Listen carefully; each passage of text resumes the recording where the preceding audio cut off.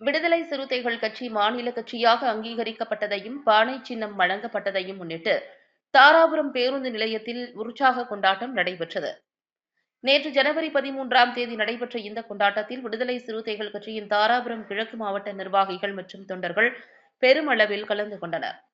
சிறுத்தை முருகவேல் தலைமையில் நடைபெற்ற இந்நிகழ்வில் வழக்கறிஞர் திருரங்கநாதன், ஜெய்பீம் அழகர், பி.கே. நாச்சிமுத்து, திருமாரகு, சிறுத்தை சிரஞ்சீவி, கருஞ்சிறுத்தை லட்சுமணன், தமிழீழம் ராஜேஷ், கொடிவளவன், பழனி சங்கர், கோட்டை ராஜா, தேவேந்திரன், விஜி, பாண்டி செல்லத்துறை உள்ளிட்ட கட்சி நிர்வாகிகள் பங்கேற்றனர்.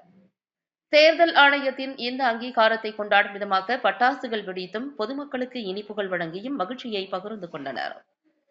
மாநில கட்சி அந்தஸ்து கிடைத்ததோடு பானை சின்னம் அதிகாரப்பூர்வமாக வழங்கப்பட்டது கட்சியின் வளர்ச்சியில் ஒரு முக்கிய மைல்கல் என கட்சி நிர்வாகிகள் தெரிவித்தனர்.